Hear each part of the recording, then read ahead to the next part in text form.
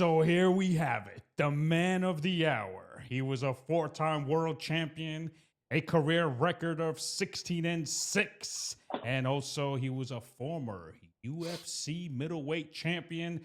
Please welcome Luke, the handsome bastard.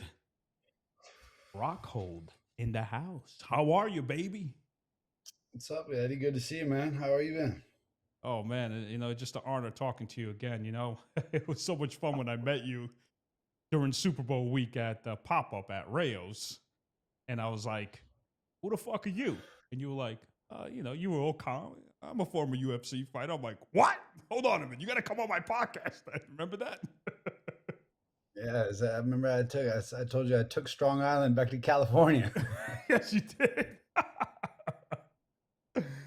um, Luke, lower your head a little bit because you're out of frame a little bit. All right, so Luke, let me ask you this, right? Tell me Yeah. this story on the beach. You literally fucked up some dude that just came out of prison. He had like prison tats and shit like that when you were like a little kid. How old were you at the time? Shit, I was like 20, I think. I was just doing jujitsu at the time. I was like testing the waters and fighting, and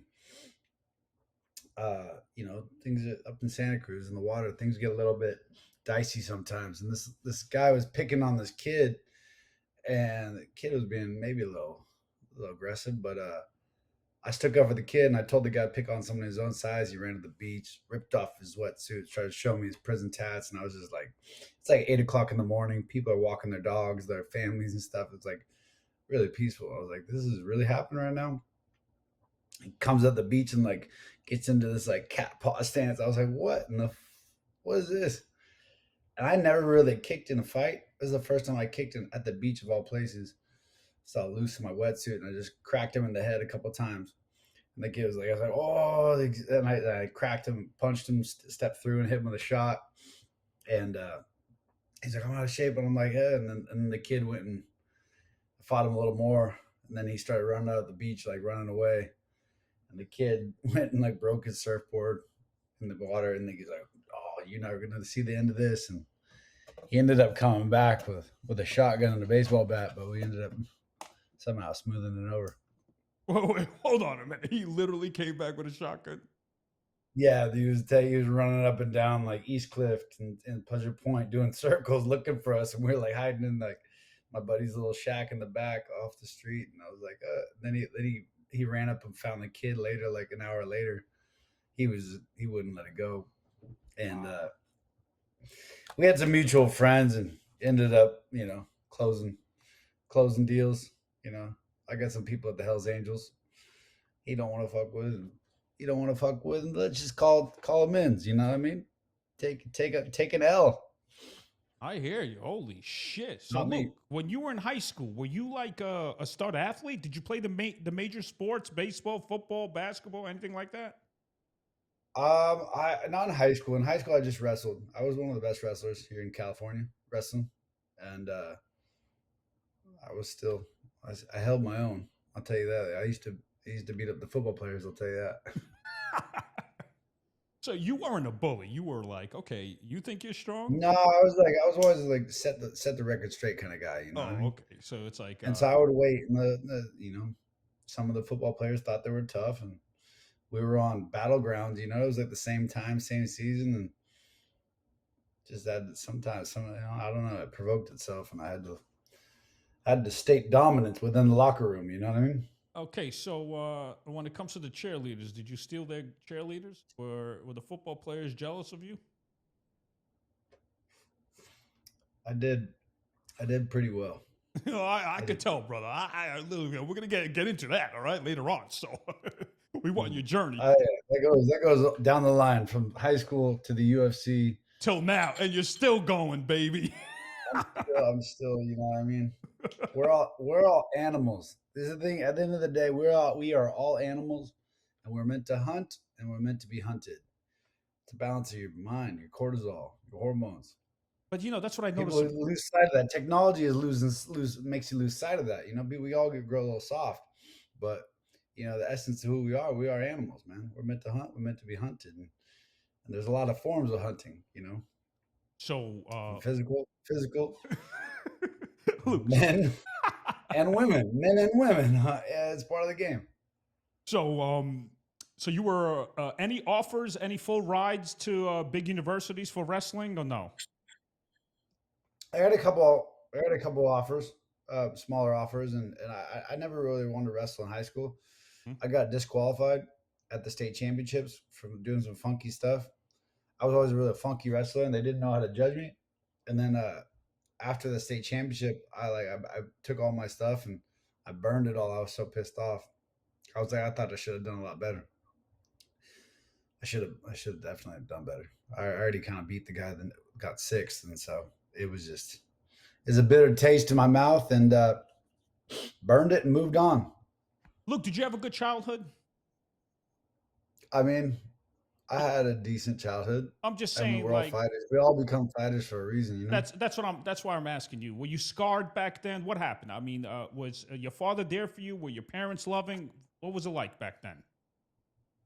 Uh, yeah, I think there's always a little bit of a struggle. My dad was a pro basketball player for a bit, played in Europe, had a couple coffees, cup of coffees with the Warriors. Played two summer leagues with the Warriors. Oh, And he just didn't work hard enough, so he fell back into construction. And it's just, you know, it wasn't easy. It wasn't easy because we didn't have a lot of money. Took my lickings and came back, and you know, there's always a few things here and there, but all in all, you know, hey, I can't complain. There's a lot worse situations out there in this world. I hear you. Your parents still talk to your parents? I talked to my mom. My dad is gone. Oh He no. kind of drank himself down, So sorry to hear that. Damn. and no, it's part of it, dog. It's life, man. Life. If you don't grab life, but if you don't fuck life, life's gonna fuck you. I hear That's you. people really need to understand in life. You know, there's two options in life. You know, there's a system. If you fall into the system, it gets you. You know, you gotta breach out and find your way out of that box.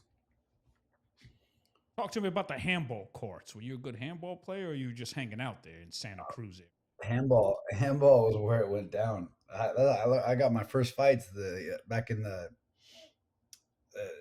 in junior high, or no, elementary school. Sorry, elementary school, kindergarten, first grade, second grade. There was these two brothers, the Emilio brothers. These two boys that tried to like bully everybody, and I was the one one white boy that wasn't scared of the Mexicans. So I stood up and you know, they tried to cheat me on the handball court, and I remember fucking putting the kid in a headlock and throw him over. So listen, you had being a fighter. It was in you since you were a child, right? It's something that, but you weren't looking for fights. You just defended yourself. That's all, right? Yeah, no, 100%. You know, I grew up watching, you know, the Bruce Lees and the John Claude Van Damme, the Steven Seagal. I was always looking up to those guys, like, you know, righting people's wrongs. So that's where it kind of fell in. And you know, the first time I learned how to get tough was like I was 5 or 6 years old, and it was like preschool or it was kindergarten right before that, and I got into judo. My best friend, his dad was a coach in judo, and I went to start going to judo with him and training a bunch. And I entered a tournament. I competed from like 6 to 10 in judo, and my dad was so big and so powerful, and you never really like you know fear not too many like struggle you know when you're young that young, and I got thrown on my head in the finals and just felt so little thrown on my head I couldn't get out, and I just felt like you know felt helpless, and then that stained my memory. So at such an early age, I was like, I came back home and I just cried and dealt with it. And I was like, I'm never going to let that fucking happen to me again. And went all into the martial arts world and never stopped. Everything just escalated from judo to wrestling to jiu-jitsu to fighting. It was never enough. You know, it was always about that ultimate ability to handle business. Look, I feel like when you set your mind on something because you love the challenge, right? You love the challenge. Like for instance, you know, you being a Mhm. wrestler, then it's kickboxing, and then it's striking, and you're like, I'm gonna master this shit, right? Is that was your goal when you used to come in and practice? Yeah, 100%. I'm gonna be the best. Whatever you put your mind to, you know what I mean? You just isolate and focus on that one thing. Don't spread yourself too thin, and be the best. I always like growing up. I was always trying to be the best at every little sport I could possibly play, and I kind of came to the realization at some point where I should lock in and try to be great at one thing rather than being good at everything. And that's where I kind of like started to direct my energy. Still getting a little distracted. Thankfully, MMA is such a diverse sport. It helped me, you know, because I am I'm pretty damn good at everything, you know. And in MMA, I'm the greatest at it because I can divert and I can change realms, you know, from striking, kickboxing to wrestling to jiu-jitsu. When you put it all together, no one can keep up with me. How old were you? What was it? The AKA? Is that what it is? American Yeah, Kickboxing Academy. Now, what's the protocol? I heard you just went in there and was like, "Listen, give me a chance right now. I'm gonna fight this person." Right? How yeah, does it yeah, yeah. work? But what's the protocol? What happens with an AKA? What do you have to do for them to be like, "Okay, welcome. You're in. You could train now in our academy." Yeah, back then they were like, you know, they were coming up. They had like John Fitch, Mike Swick, Josh Koscheck. They had the Ultimate Fighter show. Bobby Southworth. This guy Bobby I knew from Santa Cruz through some people, and obviously I had wrestling credentials. They were recruiting guys a little bit at the time, and then every once in a while, some, you know, even when I was there and through on, someone would pop in, and no one really who popped in was worth shit, you know. Mm-hmm. And I just showed up one day and look, I think I'm tough. I got kind of like a little a little door open through some friends in jiu-jitsu, and I said, "What's up?" I got it, and they're like, "I got this, I done that." And they said, "You got a mouthpiece?" Gave them a mouthpiece. I mean, I went and got a mouthpiece, a big five, little $2 mouthpiece. Got some sushi water, heat that thing up, popped it in, came back. I was like, "I got it," and they just threw pads on me, threw me in the ring. Ended up sparring some heavyweight. At the time, I might have been pushing 185 pounds at most, and I kicked this guy in the head. He was like in a big UFC fight in a few weeks. Kicked him in the head, almost knocked him out. He spun to the ground. I took his back and choked him out within like the first minute, and everyone was like, "What the?" And I was like, "That was it for me. I was hooked. I was there was no turning back. That energy and that vibe was just everything you could ever imagine. It was the biggest test, scariest thing, and the most rewarding thing, you know, I've ever stepped into. And from that point on, I drop, painting, construction, solar panels. I was just doing everything. First year into college, second year into college, I think, and I took a night job at a restaurant and started driving every day, Highway 17, back and forth to Santa Cruz, San Jose. I was like, this is it. And eventually, I dropped work, committed to it. Wait, so Luke, what college were you enrolled in? It's junior college called Cabrillo College in Santa Cruz. Did you go there because your mom told you better go to college? Uh, Oh, you know, I don't think you're the type of guy that I likes to wanted go to to educate college. myself. I was an art major. I was a Okay, sculptor. sculptor. All I was right. a sculptor and yeah, an alternative medicine. I was art and alternative medicine. That's what I was like kind of going with, and yeah, it was a little slow for me. It was a little too slow, so I just needed a little something that a little more competitive spirit. Well, look, MMA means mixed martial artist, so you did bring that artistry to mixed martial artistry, right? I mean, that's the bottom line, That's what we're here for. right? Exactly. So you dropped out of everything, job and everything. Now, how did you support yourself back then? I mean, now it's like, how old were you at the time when you went into the AKA? I was had just turned 22, like just after my birthday. Um, so I went there and I lived in the gym. I lived in my brother's house. Mm-hmm. I lived in my manager's house. You know, I mean, I kind of was I moved in my brother. My brother harbored me for a little bit. I was driving, just trying to like make ends meet, get out there. broke his, bank account empty every week. But just commitment, believed in myself from the start, and put everything in that basket. So uh, it was do or die. So back then, how many hours would you train? Give me a schedule. Like, and you would wake Well, up, shit, go. I lived in the gym. I lived in the gym, and it was a pretty sketchy part of town. It wasn't like the greatest part of town, and you'd live up like way up in the back of the gym. I'll be like in there by myself. Every once in a while there's another person in there, but like I'd be there, and people would be like trying to break in. I run downstairs with a baseball bat in the middle of the night, freaking out, scared shitless. Um, but yeah, I mean, I was there in the gym, so I was training as much as possible. 6 hours, maybe 6 hours a day. There's a Holy you know shit. good side to the bad side. You gotta recover too. So now since you didn't really have any money back then, so I assume girls were taking you out. I was still young enough. Money didn't matter that much. I had a good reputation around town for doing a few things, Well, give me an example. and What are those few things? Come on, Luke, hook me up. I don't know. I mean, I was a good wrestler. I won like all the local county tournaments, and I was in the state championships. I was in the paper quite a bit. People they gave me some love, and I just I knew where I was going. I like My that. brother was a big professional surfer in town too, and I was no one was fucking with me, and the So girls might have liked that. go ahead, say that again. I said no one was fucking with me. No one was fucking with me, and the girls must have liked that. So I guess it worked for me.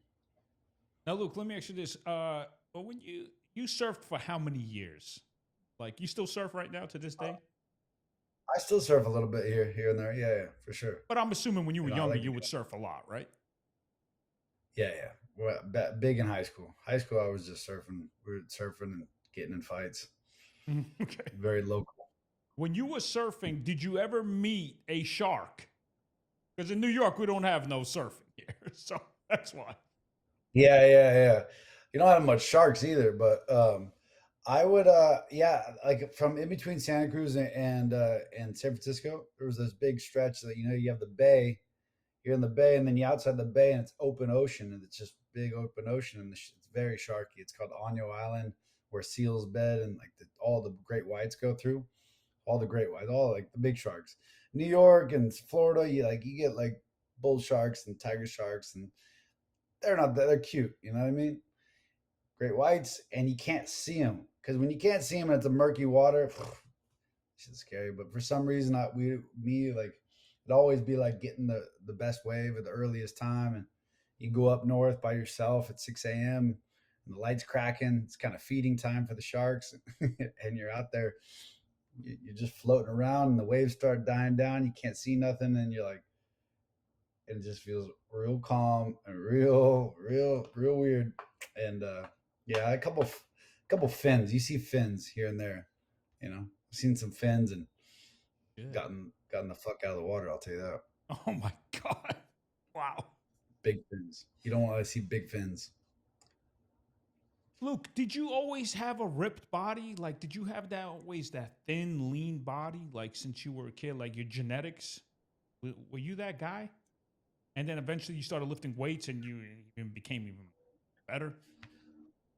Uh yeah, I mean, I always was hungry at an early age. I was competing in judo, when I was like 5 years old. So I was grinding. I was pushing it. I was always a very active kid. I was pushing to be the best at whatever I was doing from the moment I could walk. And I guess so. The girls gave me best body in high school, so The girls I'll gave you the take it. best body. I think you had the best bodies of the females. Right, Luke? How many girls were all over you? They couldn't live without you, right? Like, oh my God, Luke, I'll settle with you, please, please. And you're like, yeah, all right. Yeah, it's hard. People settle for less. I want something. that keeps up. Any serious relationships back then, or it was just like you've been just a Yeah, yeah, lover? with my cohibas and Okay, my number fours. You know what I mean? You gotta have your right. You gotta have all the goods, buddy.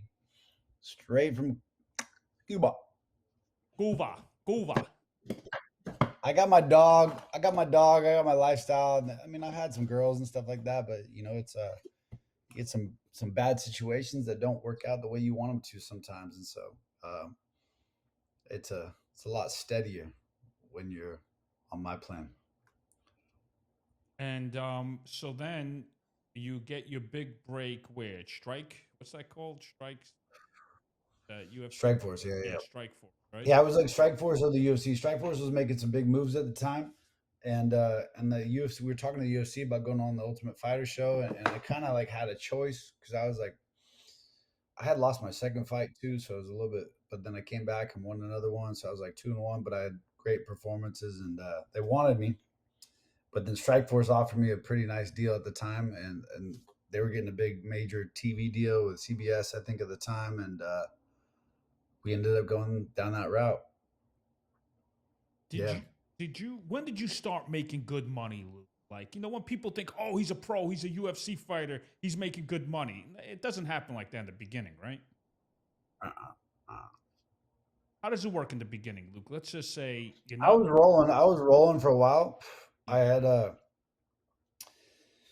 I had been winning some fights, and they were like 2-2, 3-3, 4-4. I got to like 5-5, and I was like, I thought I was making money at the time. 5-5, like putting in 2 months of work for 10 grand, and then I got injured. I was wrestling. We had Herschel Walker came to our gym, and he wanted to fight. Like it was like 50 years old, and me and Herschel became real close, and I was hanging with him a bunch, trained with him, and I was like, we were wrestling one day, and I had a body lock on him, and I went to throw him, and he's real herky jerky and super strong, and I didn't want to like take it too far, and then he jerked back, and I hesitated, and then he ended up landed on my shoulder, and I separated my AC joint in my shoulder, and that took me out for a long time, man. At that point, right when I was on the big rise, going for the title and getting to that real money, I injured myself, and I was out for like 8 months or something like that. And I finally got back to it, and then I injured myself again. Like I tore it again, and I was out for another eight. It was like 16 months total. And but during that time, like the challengers for the world title had beaten themselves out, and I was on like a 7 fight win streak with all first round finishes. And they gave me the title fight, and they locked me into a new contract with, and I made like I went and fought for the title after that.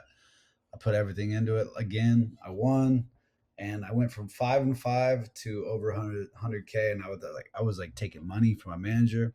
My manager had loaned me like 20 grand, and I was like, this is like that's at that time that seems like the most money in the world. I'm in debt. Everything's on the line. I put everything into this thing, and no one believed I could beat Jacare. I think there's ranked number 4. They ranked him like this. It was like Strikeforce and the UFC were very competing. Strikeforce, Pride, and the UFC. Pride got more respect just because probably Hmm. Dana's his thought process, but we did much more damage. Like everybody from Strikeforce came in, and we won every title. I believe at that time. I mean, Anderson Silva's not beating Jacare.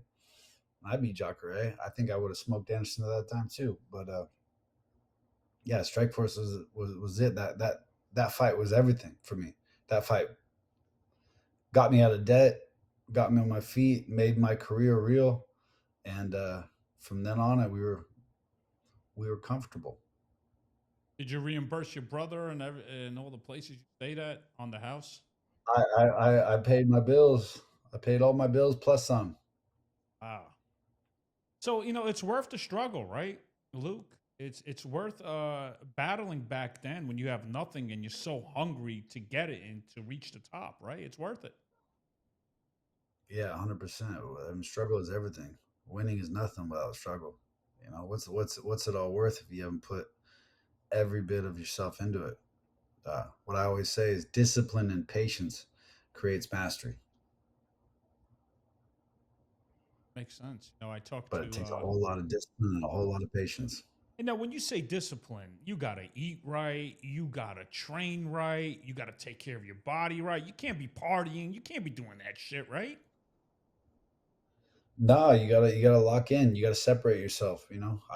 I think the biggest thing for me where I really hit that next level was I left Santa Cruz. Everyone's in Santa Cruz in the bubble, and your hometown and people, general people. And I left Santa Cruz and I went to San Jose. I hated San Jose.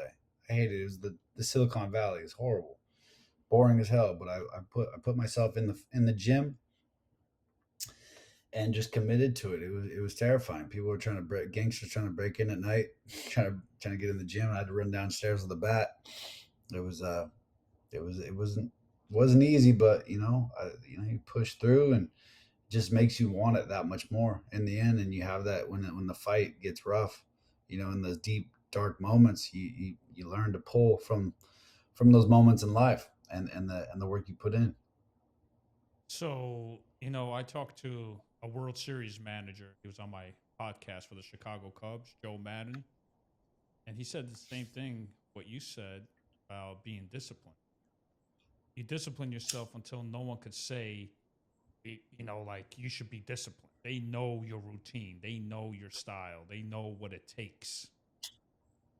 And a lot of people Yeah. nowadays don't really know what it takes, right, Luke? I mean, there's probably what? The best way to know where it takes is obviously put yourself in a situation where the best people in their realm are there, and then you do more than them, and you be better than them every day, every moment, everything you can do. I mean, a lot of people would get nutritionists, they wouldn't understand nutrition, and I really I wanted to hone in. I went through so many injuries. I wanted to know what's the best thing to recover, what's the best thing to perform, and I really put in my homework, nutritionally, athletically, recovery, everything. Started learning more and more. Luke, do you have to pay your team? How does it work when it comes to a match? Let's say a match is 12 weeks away from now, right? You got a scheduled match. What do you do? You train what for 10 weeks if the match is in 3 months? About 10 weeks, yeah, 8 to 10 weeks Okay. typically. So then where do you go? Like when you're established, right? Like, remember when you said that now I paid my bulls, now you're making money, right? Where do you go to Yeah, train? Are you in do you go out of state to train or you stay in California? I stayed in Cali. We had one of the best teams in the world, aka American Kickboxing Academy. Hmm? People would come from all over the world to work with us. Habib came to us. Islam came to us. We grew those guys into champions. It was an iron sharpens iron world. We had Cain Velasquez showed up. Cain was homeless too, just like me. Daniel Cormier, homeless. We all kind of lived in the same, at our manager's house. But crazy Bob Cook, and if he believed in you, and he maybe even if he didn't know you were that great, he just he's a good dude. He would open his door, and he took care of us, to the point where we could we could pay it back. Right, right. So all right, so give me the Some schedule. people do, some people don't. So give me the schedule, Luke. So the first day of training, is it what, a 6 hour day every day? No, no, it's we had pro practice in the day, so it was like 10 o'clock we'd start typically, Mm-hmm. 10 to 12. All the pros would come in. We'd have 2 hours to just bang it. We'd have like sparring on Mondays, Wednesdays, and Fridays, and then we'd have wrestling on Tuesdays and jiu-jitsu on Thursdays. So everything sparring and like full grappling, like in a mixed martial arts style, Monday, Wednesday, Friday, and then we'd have specialize in wrestling and jiu-jitsu on those other days. But we would grind, like we would just the best guys in the world be all in one gym, and we just be fighting each other every day. And Oh, then at okay. night, we would have like a special bike night, and then everyone would do pads and or run. It's like, how much more work did you want to put in at night? Some people would do the minimum, and you know, I would do the max. So when you win the match, Luke, the payouts, who do you have to pay? Obviously, your manager, right? That's one. Who else do you Yeah, have you to pay your pay out? manager. You make everyone makes different deals in this game, Hmm. but you pay the management would take their percentage. I don't know, maybe 10 or 20%, depending on how your deals were worked, and then typically they would cut in the coaches through that. The coaches would be cut through the management fee. We had like a Crazy Bob Hook was our manager and our coach, and then we had Javier Mendez. So Bob would work it out, pay off Hav, and then if we brought in more coaches, we'd work outside deals as well. So you would get 50% of the profit? Yeah, I mean, I would get 60, 60, maybe 70% probably. Okay, wow, shit, that's a good chunk right there. Hell yeah. I mean, I'm the ones fighting. Oh, that's but, true, but also you have your team but they behind should, you. yeah, yeah. But you need your boys, and we all did it together. Built it up. Luke, be honest with me. When you guys look at each other during weight day, right? The day before the fight, is that shit all staged? You guys looking at each other and you want to fight, like you hate each other, but deep down, is that stage or not? Be honest. It's it's a weird feeling, man. You feel like you could die. You gotta be ready to die, kind of, in that moment, and accept everything that's gonna happen. And you get to face this guy's trying to kill you. He's trying to take your dreams, your hopes, everything you've done your whole life. So it's as it gets closer to the fight, that man becomes more than just another man. He's you're going to war, and you start to feel their energy. How they look at you, how the week goes, and it's like you do a press conference, you do look at each other way, and then you finally get to the weigh-ins, and this day before, it's like blood's pumping, and egos are fluctuating. I'd say, sometimes you can look a guy in the eye and be like, this is gonna be a fight. You're like, shit, this guy's not gonna. You might be better than the guy, but the guy's gonna. You look in his eyes and you're like, this guy's ready to go. Like, and then you get to some guys, and you get to that point, the weigh-ins, and you looking at them, and as the week's gone on, you've interacted, and you just start feeling each other's energy, and you can kind of feel a guy break a little bit, where he's gonna go. He knows you're better, but he's gonna give you his best go. So you're like, this one's gonna you like those ones, but then there's the one guys where like, this is gonna be a fight. This is the real deal, and you're like, I gotta lock in, I gotta bite down, and I gotta fight my ass off. So, Luke, you know how you guys push each other and all that shit? Is that just bullshit or is that for real? Uh, it's definitely for real, It is real. you know. But yeah, I mean, I'm doing a Vice interview for Daniel Cormier and John Jones, and is that hype real? Is that man's trying to take food off your plate? If you're animals in the wild, and there's a kill, and you need to eat, I'm gonna go take that kill from that guy. You know what I mean? So, I'm pretty I'm much, I'm, I'm fucking I'm killing that motherfucker, and I'm taking his deer. so pretty much, once you enter the octagon, that's I the mean, that's wild. lions in the animal kingdom. What do lions do in the animal kingdom when they cross paths? They fucking fight and Oh, they yeah. kill each other because there's food that needs to be taken, and people need to be fed. Holy shit. Okay, wow. All right, so, but let me ask you this, Luke. During weigh in, you feel the energy, but can it change once you enter the octagon? The key is to make it change, and to not have the emotion. You cut that out. You let go of the outcome. I read a lot of books back then, and I was like so focused on trying to be the best I could be the mindset of a champion. And when you hit those moments, those rare moments of athleticism, and you kind of got out of body experience, everything slows down. You've lost control of that, and you just have complete and utter faith in your preparation, and the moment. And if you hold on to the outcome, you create tension.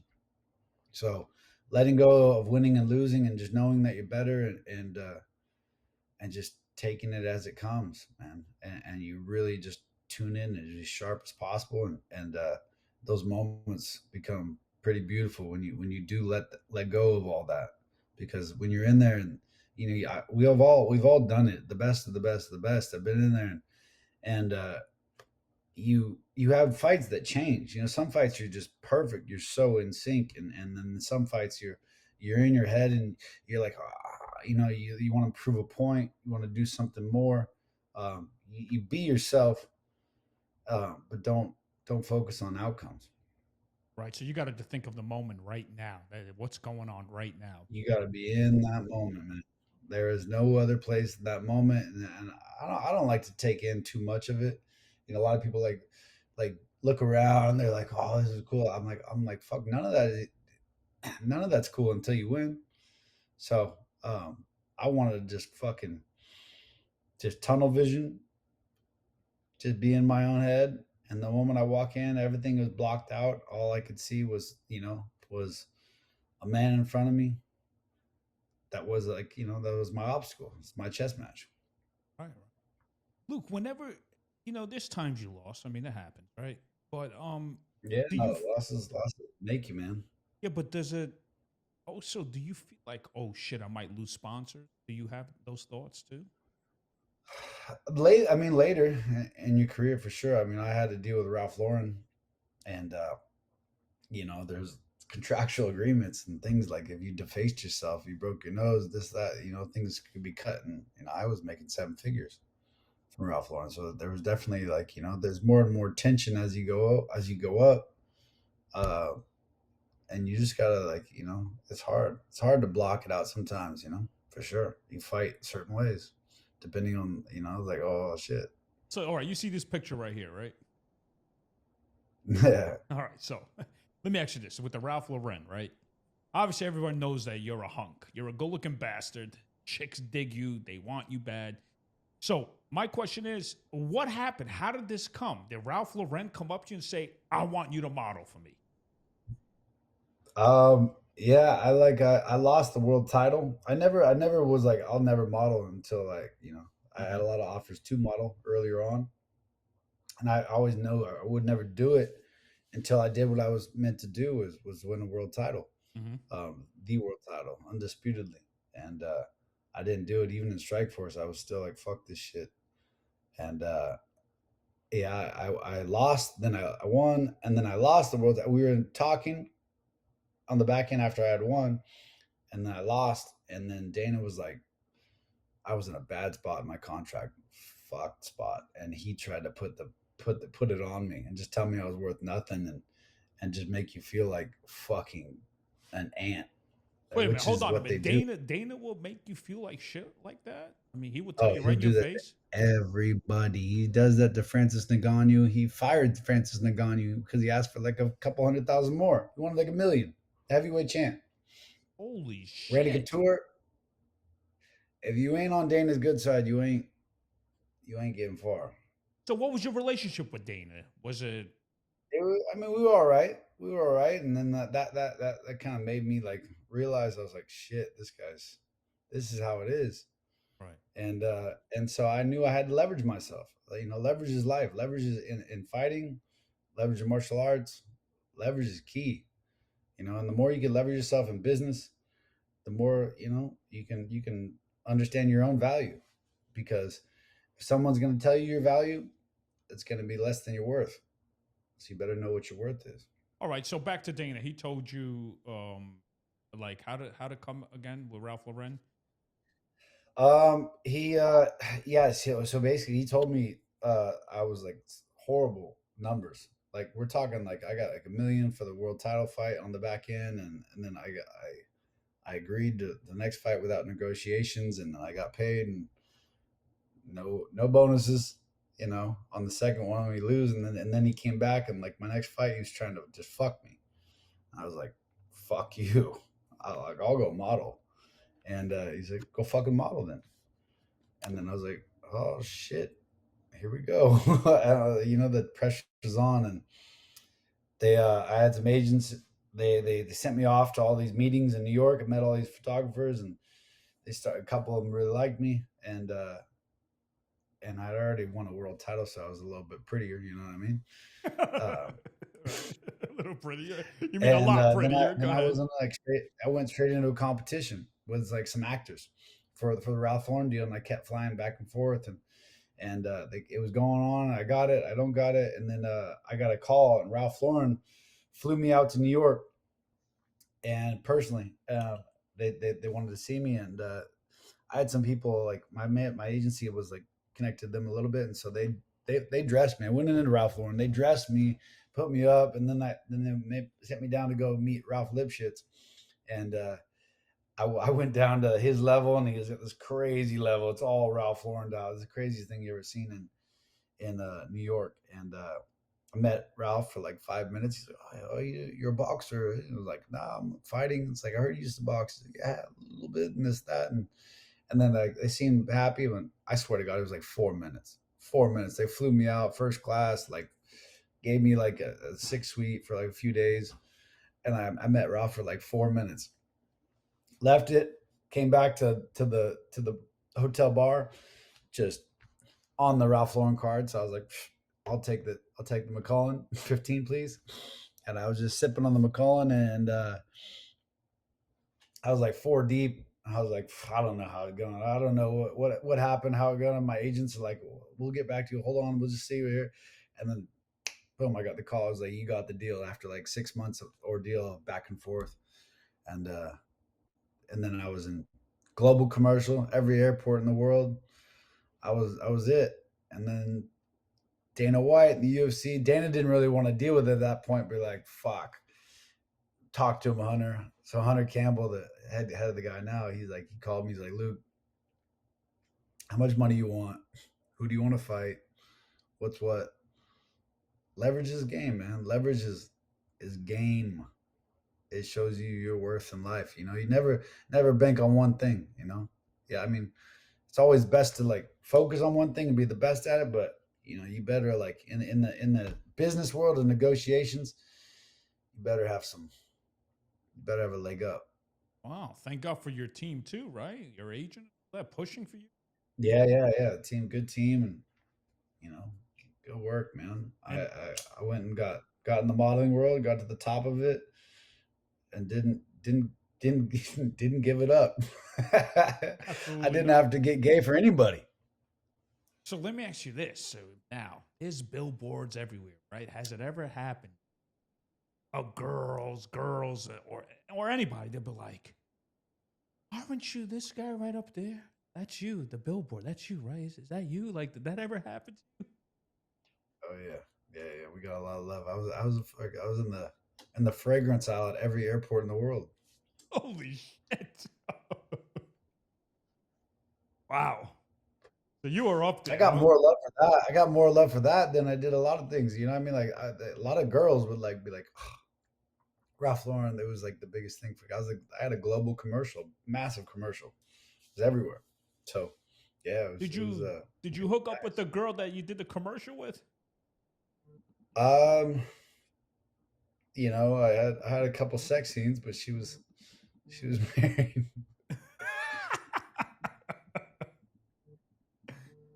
What's your version? No, hooking up. Well, I listen, always did okay. yeah, I'm sure you did, but like any models out there that supermodels that wanted to settle with you, that wanted to meet you, did they ever slip the DM to you on Instagram? I mean, did that ever happen? Um, I, supermodels. I had some girls for sure. I had some actresses, some singers, supermodels. You know, they're all. I like a girl with a little more personality. So you tell me none of them had personalities? No, No. no. Wait a minute. So I believe this is what I'm assuming about you. I think you would rather settle with a girl that's not in the showbiz, that it's beautiful, but also has a great personality and a great family. I think that's what you would settle for. Yeah, I mean, it's people settle for less, and they're like, oh, I have to have kids, and I need to like conform to this lifestyle, and then they end up in like brutal headaches, child custody, divorce, just torment, and I had been through some relationships, and I know how that felt, getting broken off and not feeling a certain way. And I was like, that shit, that'll never happen to me again. And I learned, and you study the people around you. And I was close to pulling the trigger on a couple, but then luckily I pulled out. Two best words. Unfortunately, Two best words I learned. unfortunately not. Luke, not two best words I learned. unfortunately, literally, not figuratively. I mean, Oh, okay. figuratively, not literally. Well, shit. So anyway, I got myself in trouble a couple times, but we made it through. We made it through unscathed, and I would. It doesn't have to be a businesswoman. Doesn't I'm the kind of guy. If it's the right girl, she's got to be beautiful. She's got to have like family morals. She she's got to be like creative, fun. I'm not gonna settle for something that's not right. I don't have an internal clock. Right. I can keep going, and I'm just getting better and better. As Hey, you're like wine. You're like wine. like Every day fuck you yeah, get better looking, baby. I try. So Luke, That's it. I mean, like they say, men we age nicely. yeah, absolutely. Luke, your workouts right now. What kind of workouts do you do as of right now after your career? What is it? Do you do like CrossFit workouts, circuit training, lifting heavy? What is it? I do like honestly at this point, I still like. I mean, we got Hamzat Chimaev here in town, and he's like asking me to come spar him and train with him, and I'm like, I don't work like that. I smoke cigars, and I'm chilling. I'm doing business these days, but I focus on a lot of corrective patterns. I mean, you build tendencies and problems every day, and so when I go to the gym, I'm like, I do a lot of core work, calisthenics, and just a lot of corrective shit. You know what I mean? Really like lengthening yourself. Gravity's killing us every day, so the more you can lengthen yourself, static holds, a lot of like just movement based stuff. I try to be as athletic as I possibly can, and just correct the problems, man. Problems. I love the saunas. I love all that recovery work I was doing, but and I tend to like it even more now. I'll go get a sauna rather than go fight somebody. But it is fun to go test yourself. To be able to go step in and still train. Martial arts is life, and to go be able to put in a couple rounds with the current world champion right now and do well, it's pretty cool. Where'd you celebrate afterwards when you beat Weidman, the New Yorker? We were at a light. It was a big club in Vegas at the time. I won at the MGM Grand. It was like I beat Weidman, and Connor beat Jose Aldo. It was a massive night. I mean, there was hundreds of thousands of Irishmen in town, and they were chanting and rooting, and they had shut down the streets of Vegas, and it was insane. And we ended up going to this massive nightclub. The whole place was for me. Like that was just crazy. We had Chuck Liddell and Dan Henderson and fucking everybody with me and all the boys. It was a big night. Did you guys like party till sunrise? We partied pretty good.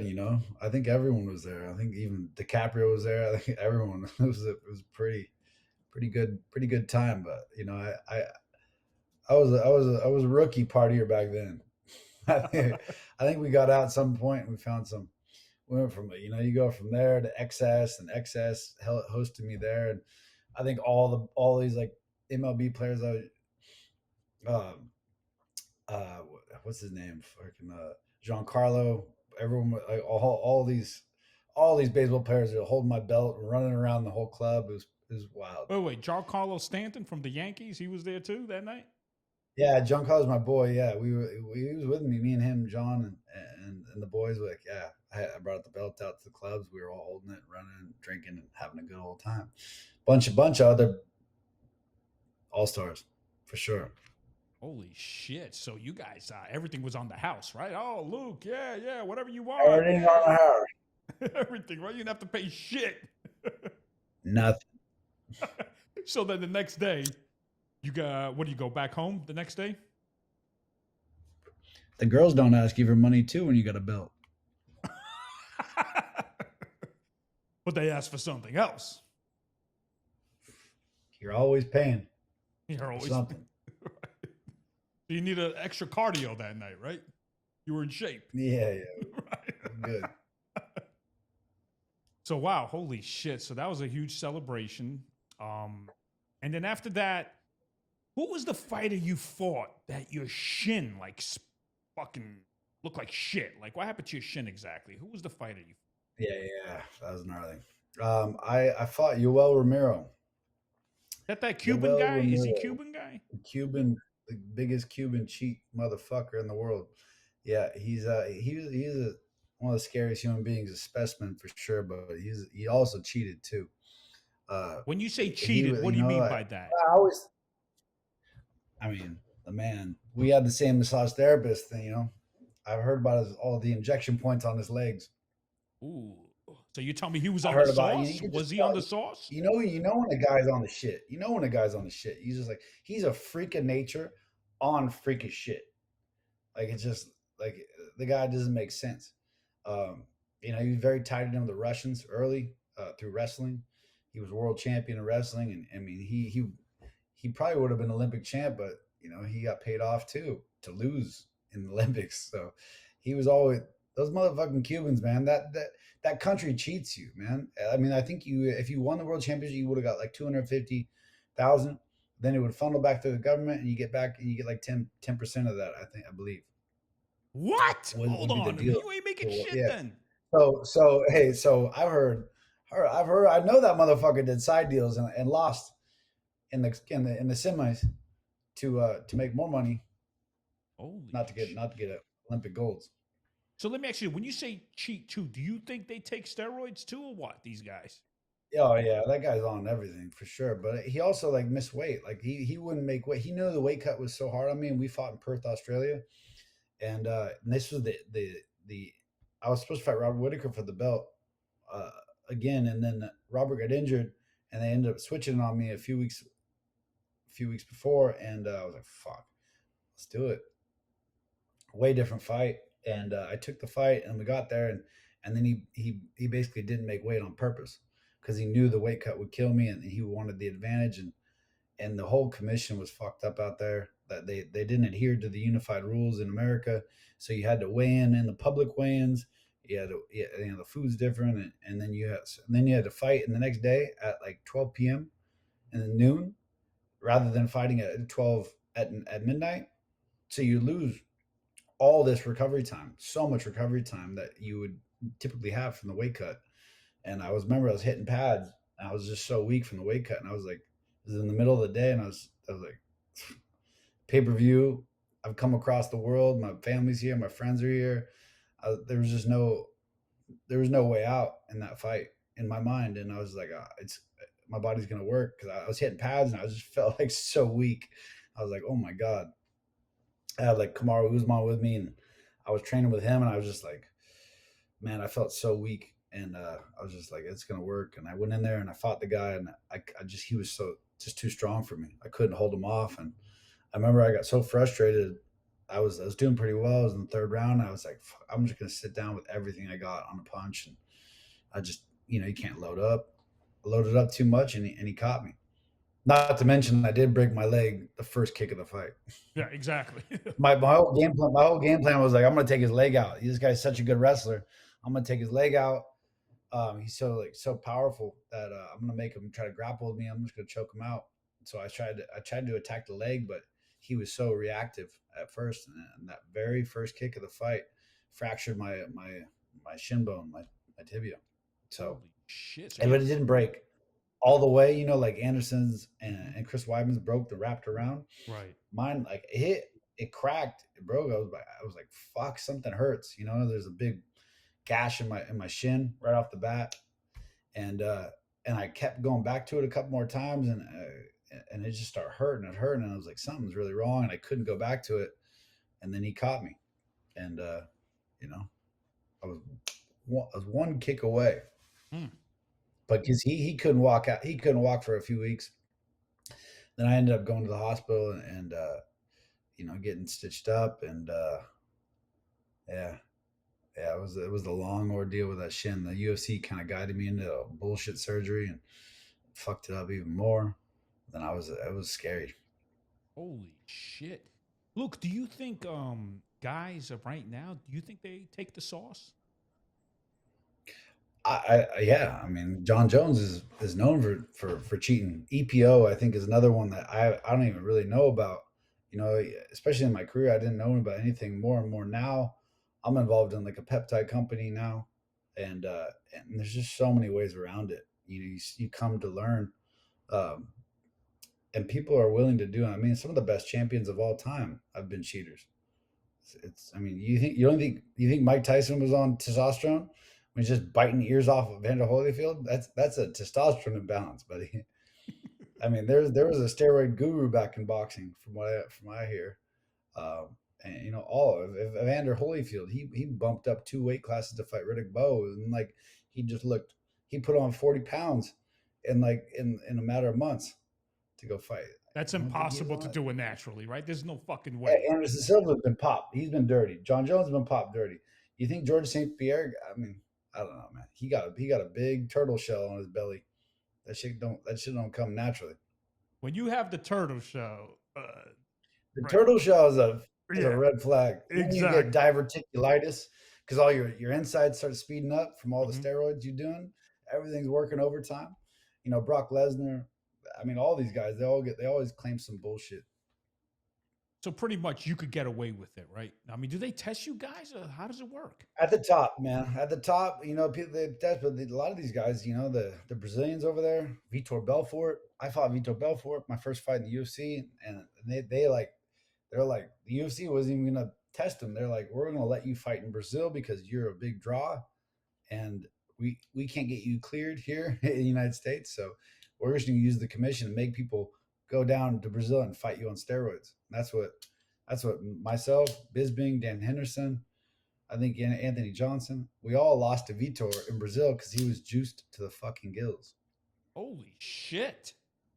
Damn, I never knew that. I thought you guys were Yeah, all that like was. all clean. All Yeah, right, even Joe. I Tez. think Joe Rogan just talked about it on his podcast about me and having to go down there and fight him and all these other guys. So it was like, yeah, that was a dangerous time. Is Rogan on some shit too? As far as like, as Rogan doesn't peptides for sure. You know, Rogan loves the peptides. Peptides are amazing. You know, I think there's a he was into it early, so it was like a wild west of what's right, what's good for your body. Everyone's got like a different opinion, but I mean, look at the people who look the healthiest. There's so many people preaching about all these, you know, about steroids and what's healthy and peptides, and some people just look weird. You know, you're like, I'm not listening to that guy. like that, Listen to the guys at the top of the game that look the best. You know, like the Liver King, that guy. yeah, Liver King, I mean, the come look the on now. best, look natural, use your eye. Yeah, eat that liver. It's so good for you. Look at me, baby. I picked up some liver pills today.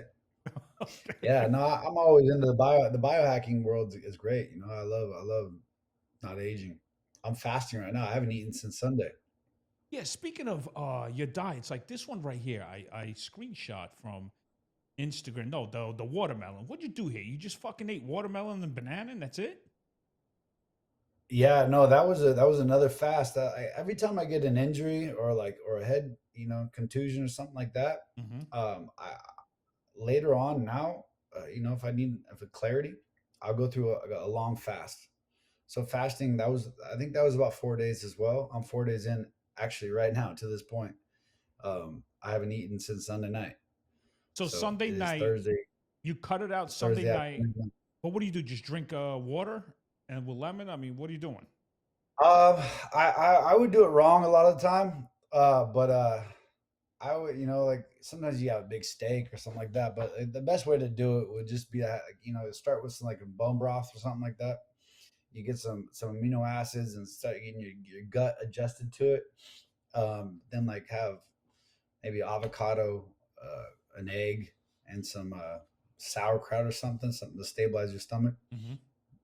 So you kind of ease in, and then the next day you'll have a meal. So you really want to like, otherwise your gut's gonna start rumbling, and it's not gonna hold anything solid. I'll tell you that. You'll be straight to the toilet. So you're saying you haven't eaten shit since Sunday night? Nada, just water. I love black coffee. I have one black coffee in the morning. That's it. Holy shit! Then you know how like bodybuilders talk about, oh, you got to eat 200 grams of protein if you weigh 200 pounds. Is that all bullshit? Bodybuilders. Do they look healthy? I mean, they all die young too. I mean, I would not trust a bodybuilder. I would like, there's nothing more. There's no better medicine in this world than fasting. Fasting reset your gut, produces all your hormones, and when you fast, your body starts freaking out. It starts setting growth hormone release, stem cell release, BDMF. Uh, Everything starts going.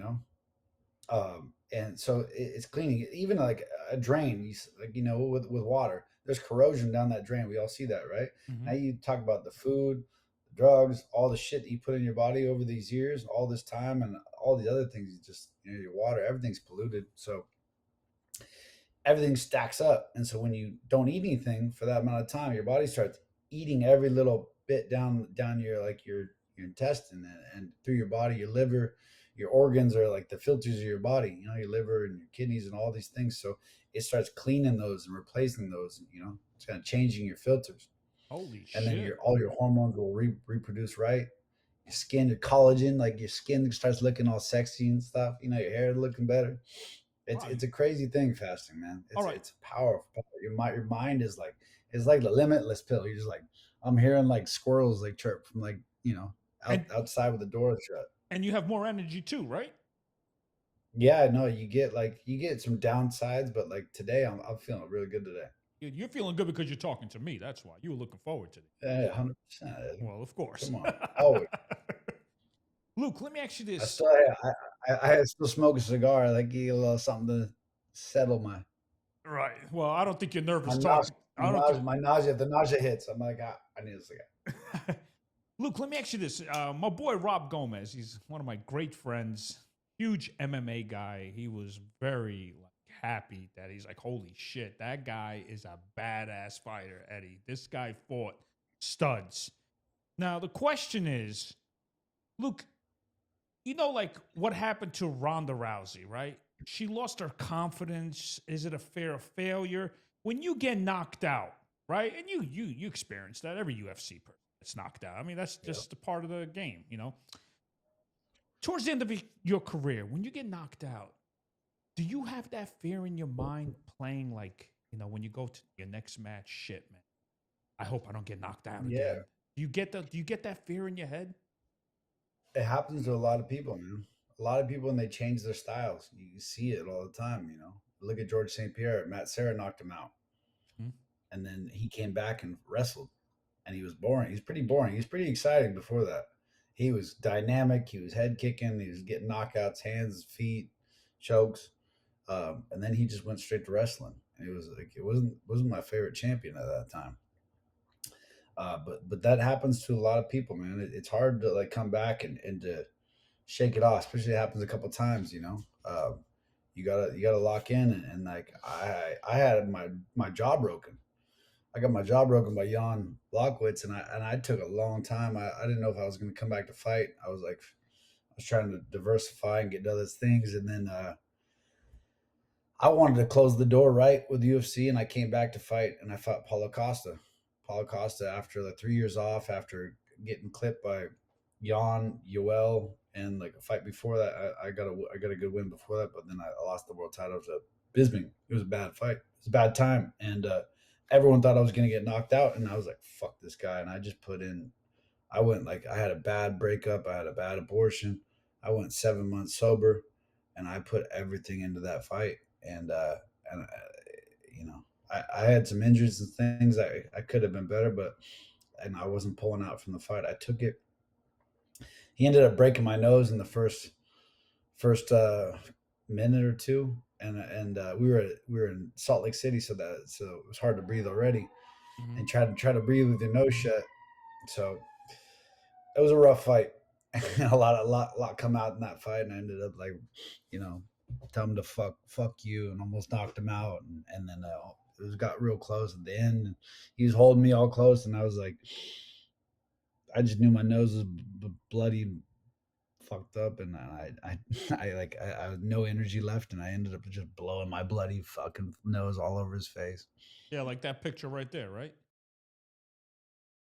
Oh shit! Where are you?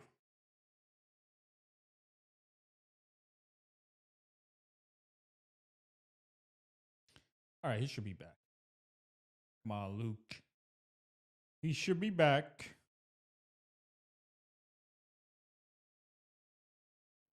Oh fuck! Battery died.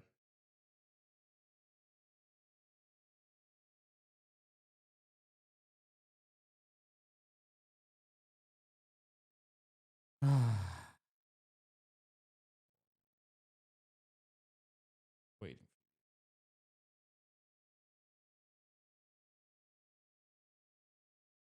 He should be back. He's coming.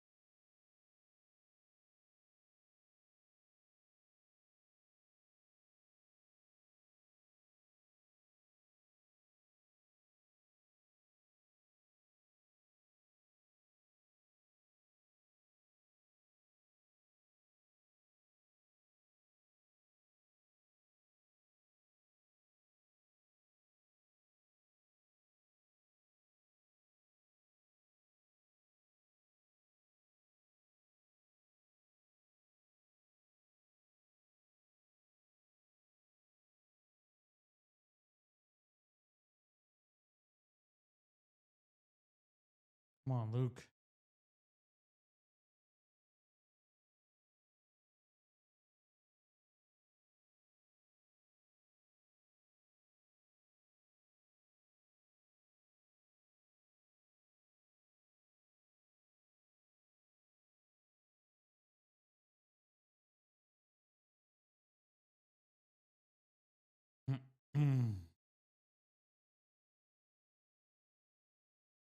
Yeah, Jason. So right here, I'm just waiting for his call back.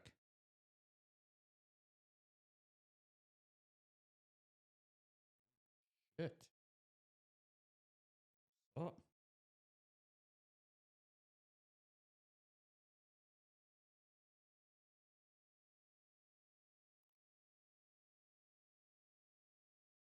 Oh, fuck.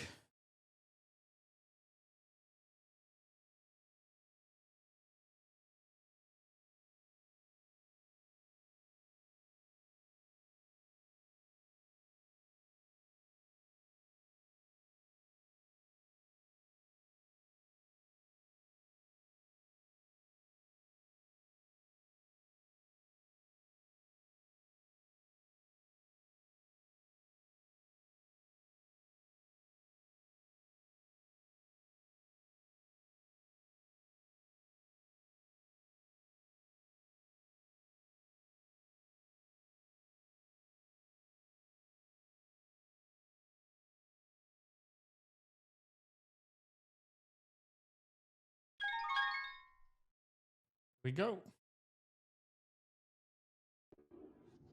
Oh, what happened? Your battery died? Yeah, my battery died on my computer. It's all right, Luke. Start again about this fight right here. So when you were against Costa, your nose was bleeding, and you would just—it looks like you were making out with him, but you were rubbing your nose on his face. It's like, yeah, here's my blood, bitch. Right? Was that the feeling that you had? Yeah, man. If you're fighting to the death, and you got nothing left, and you're in the tight spot, I'm gonna try to blind that guy and then kill him. So I think that fight goes on any more time, I'm winning that fight. I just ran out of a little bit of time. It was too close.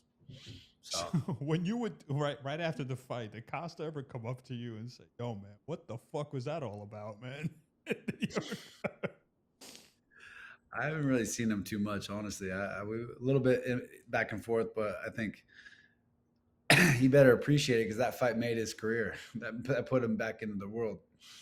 Was that at the time, that moment when when Joe Rogan interviewed you and you were like, "Man, I'm done, man. I'm too old for this shit," right? Was that the time? Yeah. Yeah, yeah. That was awesome. Yeah, you were I like, had been through a lot. This is it I had right here, been through a right? I lot. can't do it Yeah, anymore, yeah, man. yeah. Fuck this, right?" I'm fucking old. Yeah. So you were saying that it does happen when it comes to getting knocked out, then you have that fear of failure. It happens to fighters, to even the Yeah, best, right? the best, the best, the best for sure. You know, it takes it's a lot to come back and to just forget about it. You know, and to fight because hesitation is the death of all of us. You know, in sports, you know, hesitation is the moment from when you in any sports that you do the great things or you do the average things, you know, or the good things is a big difference, man. It's like you cannot hesitate at all. You got to believe in yourself and you got to get to the spot before he gets there too. So, yeah, I mean, you see it with everybody. You know, there's a lot of guys that have gotten clipped and they don't come back the same. And to fight after like getting clipped, breaking my jaw, come back, and I just had to like, you know, I had a lot going into that fight, and I wanted to go prove. You know, I won my world championships, and everyone just, you know, everyone's fair weather in MMA, and they start judging you. I got the Ralph Lauren deal and all that stuff. So like, Luke's got no heart, and this that, and you know, I was like, you know, I put the fucking work in. They just because they didn't broadcast all my Strikeforce fights, like Dana didn't give us the love like he did to Pride. But I put on wars in Strikeforce, and I earned my spot, and we were the best in the world. You know, I really believe I would have beat Anderson Silva at that time. But in the UFC, I was so clean. I had taken that big shot from Vitor Belfort, and then I just motored through everybody. I was on another level at that point. I was so clean, and so people just started to like criticize me and say that I wasn't tough enough and this and that. And so I went in there with a lot to prove, and he kept breaking my nose back and forth all over my face. It was just like all over. I couldn't breathe. I was like, "Fuck, I can't take this anymore." And I was like almost knocked him out a couple times, and then at the end, I tried to blind him with my nose blood, Oh my my god. boogers, my bloody boogers all over his face. Oh my god. When I saw that, I actually watched that at a cigar lounge. I was like, "Yo, is this dude making out with the dude?" Oh no, okay. His fucking nose. Oh, here's all my blood, bitch. There was a point I blew my nose all over his face, and then like I was like I started to like lick it up. I was like, "Oh, this is too much." in the moment, I was like, "No, maybe not that." Luke, let me ask you this. All right, I want you to be honest. All right, listen. We all know you went out with this girl, right? How long was the relationship with her? You see the picture, all right? Come on. Yeah, yeah. We were cool for the summer. Oh, so it was a 60 days and you're out. Yeah, it was like her song had dropped "Cool for the Summer," and that was about it. That's about it. So it was pretty much Cool for the summer. You know, I was like, it was cool, but she wasn't right for me, and her fans were so crazy at the time. So I tried to like honestly, I was like trying to get out without getting killed by all our fans for breaking her heart. So I was like, I tried to find a way to make her break up with me. and did that work?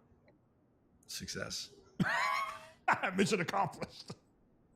mission accomplished. What was it about her that you were like, all right, it was a great 60 days, but she's not for me? What was the thing that you didn't like? I mean, it's I mean, normal. Demi was an ex addict, you know, and couldn't drink, couldn't go in public, could like, you know, her lifestyle was just different. You know, like I want someone who could have balance and go out and have fun in public and not be like sit at home and make gingerbread houses and shit for Christmas. Gingerbread. You're too funny. No, no, no. I'm gonna go watch football with the boys. I'll see you later. and that's kind of how I got hammered and broke it off. Hmm. Okay. Yeah. Well, was she heartbroken? She was just like, yeah, I kind of pushed the limit of living, and she just knew I was a bad influence at that point, and so like, she's like, sure, in her mind, she believed I was a bad influence, and so that's what I wanted. And she's like, maybe we should take a break. I'm like, yeah, oh my god, I feel the same way. Everyone just rushed. Everyone put so much pressure on us here to like to do this, to that. I was like, let's just be friends. She's like, oh, that's great. Yeah, let's just be friends. I was like, perfect. Wow, she actually agreed that you put her in the friend zone. That's great. I, Yeah, I mean, fighting is psychology, buddy. Fighting is the deepest rooted psychology of all psychologies. You know, you gotta know your people. You gotta know how to work around it. so Luke, what's your longest relationship with a woman? I mean, what is it? One night? I mean, You haven't watched my Millionaire Matchmaker? no, I didn't. What? There's actually a show on about you? Oh my god! Wait till you hear that one, buddy. Oh shit! All right, That go ahead. Come on. that one was diabolical. They editing can make you look any way they want to, and they ran that show, and I was out there to sabotage the show, but they made it look real bad. At the end of that, they made it look like I asked the girl. I was like, "So, girl, I'm like on this yacht. I'm like, I lean over. I'm like behind her on like a Titanic scene, you know, on the edge of this yacht, Uh huh. my yacht at the time, and we had this little picnic, and I'm like, and they make it zoom in, and they make it look like I'm like right on her ear. I'm like, hey, so do you spit or swallow, girl? Wait a minute, you asked her that? Bro, no, I mean I didn't actually, but we were joking about it because like, we want you to do a Titanic scene. You want to? I would do like a scene on the bow of the boat. I'm like, you want me to do a Titanic scene? So they're like, no, like yeah, it's a Titanic scene. I was like, do you want me to teach you how to spit like a man too? I'm like, you know, for the movie, and we were joking. I was mic'd up though. I was mic'd up in the back, Mm-hmm. and we were all joking about it. And I was like, ha ha, do you spit or swallow? Huh? And then it was all a joke. And then I went and agreed to do the scene, and then they took my mic, they dubbed my voice over the from the back onto the show, and Oh, like subtitled it and made it look like I was grabbing her ass, and I was like, hey, you spit or swallow, girl. so they. Yeah, it was pretty. I was watching it with my mom at the time that when it aired on Bravo. I was like, oh shit, oh my god, here we go. And that was when like Facebook was a thing still back in the day. And Mm-hmm. oh my god, I got so many messages, crazy messages, and they were like, "You piece of shit, fucking it." And then the rest, and then like another half, maybe even more than half. It was like back and forth. There's thousands. The other half are like, "I swallow." Well, let me ask you this: back to Demi. But wherever you went, was it annoying, Luke? All the cameras, paparazzi. Like if you go out to dinner with her, was it annoying to you? You were like, "What the fuck is this? This is too much, right?" Yeah, yeah, it was. It was. It wasn't like I like to go be a person. You know, I like to go out to do certain things, and she couldn't even do them. Really, she couldn't drink. She couldn't go to like a. I mean, we went to some nice restaurants. We went to some cool things for sure. There was like it was nice to have. Uh, you know, we leveraged each other pretty well. I mean, at the time, and champ and all that, and it was cool. But in the end, it's not what I wanted. So, Luke, the longest relationship, what was it? How many days? I mean, I'd say I had a relationship for like 8 months, 8 months. That's it. 8 months a year. Two girls, about 8 months to a year. I guess it was both. Oh, okay. Like you know, I tried these two girls. I liked the both dark skin, Latina type. I'm sure you like a girl with a backyard too, right? I like a front yard and a backyard. All I right, like but it all natural too. well, of course, It's got to natural. be. It's got to be. It's got to be natty. It's got to be natty. It's got to be good. It's got to be a personality, and you got to have a some kind of like balance. You know, you can't be chasing bullshit. Well, of course, but Luke, without the backyard, there's no value on the property, brother. The backyard is the property. That's the structure of the house. Right, exactly. I mean, you like to have picnic off it. You know what I mean? So I get it. Oh, yeah, 100%. Are you seeing anybody right now, Luke? Be honest. No. Nothing No. serious? No. I dabble. I got a few. I get what I want when I want, and I always like I got my antennas out there. I try to feel it out. I want to have kids one day, and I don't want to be too old. I'm 41 now, so uh, I should start, you know, honing in a little bit. Maybe I'm trying. I'm not like I said. I'm not gonna. I mean, maybe I will force it at one point, but I don't want to force it. I want to find a woman that's a good mom. I found that out in my last that she was not going to be a good mom, and I couldn't trust her, and I didn't trust the situation in between. Your kids, you want to be there for your kids. I want to be there to raise them, and I want to know they're safe when they're not with me. And there's so many bad people out there these days. So uh, I definitely I made the right choice. She was pretty pregnant at the time, and we got a really late abortion. And she didn't tell me though. She didn't tell me she went to she wasn't sure of me or two or something. Like she went and got an ultrasound without me. I'm like, what the fuck? Why the hell did you ever do that? Right. And then it just started building a distrust. I think at that point, and then I just started questioning. And then we like, let's do it separately. And then yeah, I started looking at all those options, and it just wasn't settling with me well, and we ended up pulling back, and that's kind of what put me into that Paulo Costa fight. That's why I went sober after that for a long time, and I was like, I need to come back and fight. Luke, to this day, any of these beautiful women DM you and say, I would love to meet you? I get a lot of DMs, yeah. And Yeah, I mean, I get DMs about it's. I'm a good in the moment kind of guy. right. I get a lot of options, but you start some things are right. The problem is these days, like every pretty girl is screwed. You know what I mean? They're every pretty girl gets so much attention, gets so much. They're looking for so much validation. It's like every hot chick is like an Instagram model. Typically it's hard to find a good girl that's got like a career or doesn't care about all this and like has like some values and some morals. Yeah, no, I agree, man. I mean, you kind of grew up like the way I did, the old school way, and it just sucks how it's turning out to be. And I laugh when people say, "Oh, I am an influencer." What does that mean? Well, I'm an OnlyFans. I'm like, oh, okay. So I got to Yeah. respect a girl because you're on OnlyFans? Really? So much respect. Oh So my. much respect for girls that do a little TikTok dance. You're like, with their titties out. Right. You deserve the world. But yeah, but this day and age is kind of weird. Porn stars are like mainstream now. These people like it's weird. Streamers, porn industry, Yeah.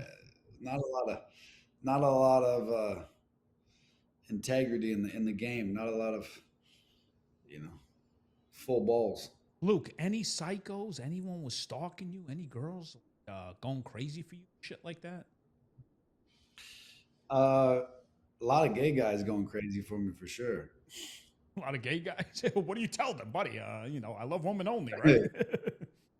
Sorry, yeah, sorry, I don't fight for free. Um, yeah, I'd have to tell them in a lot of ways. Trust me, it's not me. No, I hear you, but listen, I love it. I love gay guys too. Gay guys are the best. Gay guys are the best wingmen ever. oh There's yeah, nothing better than going. There's nothing better than hitting the streets of New York with the gayest motherfucker, and he's your best friend, and and he's bringing all the girls, and you just have a good time. It's great as long as they don't cross that line. I want to be able to you gotta have the right guy around you where if you pass out, your butt is safe. right, exactly. No, I tell people, look, the more gay guys, the more woman for you. That's how I look at life. When I was single, I was like, you're gay, great, more woman for me, thank you. That's how I look I at love life. me. I love. Dude, I love my gay guys. Those are my best friends. Right. And you notice they always have the hottest girls, like dimes around them, right? You notice that. The ones my friends.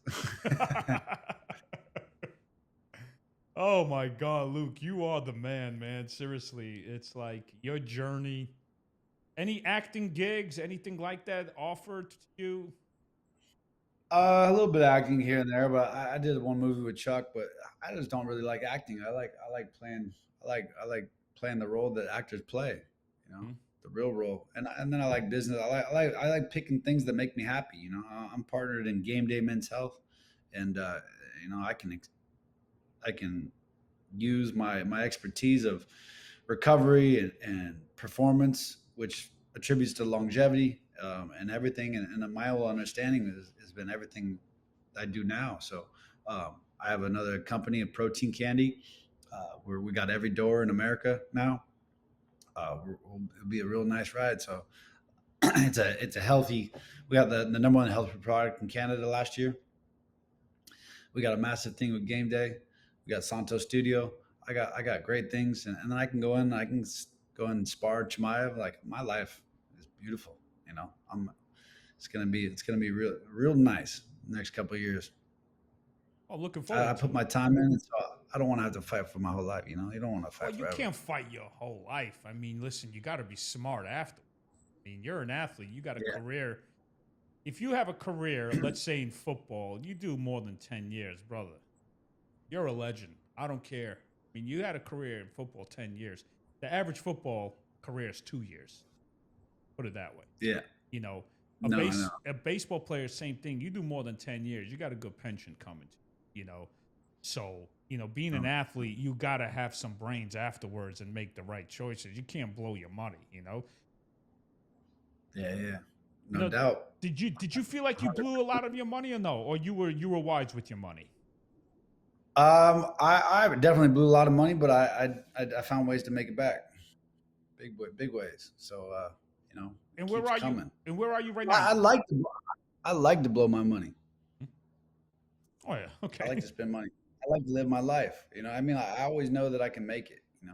I always put myself in the situations. But I'm in my house, Newport Beach, beautiful place. I've been in Newport, brother. I lived in LA for 12 years. I know Newport Beach really.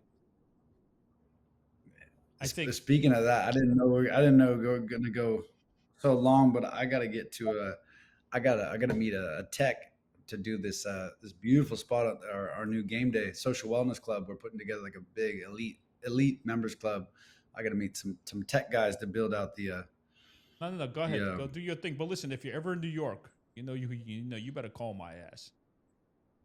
I got you, bro. I You know, got you. Hey, and brother, I'm upstairs. Where are you located? I'll be down there in just a second. all I right, will hit you up, Eddie. you got it. I'm just finishing this interview, and then I'm heading down right now. I just realized Are the you time. are you like nearby, or where are you at? Less than 5 minutes. I'll be there in a Okay, second. perfect. I'll see you in a second. All right, Eddie, Luke. Thanks so much, brother, man. Seriously, you mean a lot to me, man. You're a man of your word. I really appreciate you. Serious, your journey was great. Listen, follow me on Instagram, and if I collaborate with you, accept my shit. All right, get me out there. You're my got you, 86 brother. guest. Got you, baby. I'll check you out. All right, you Good to got see you, it. Eddie. Thank you.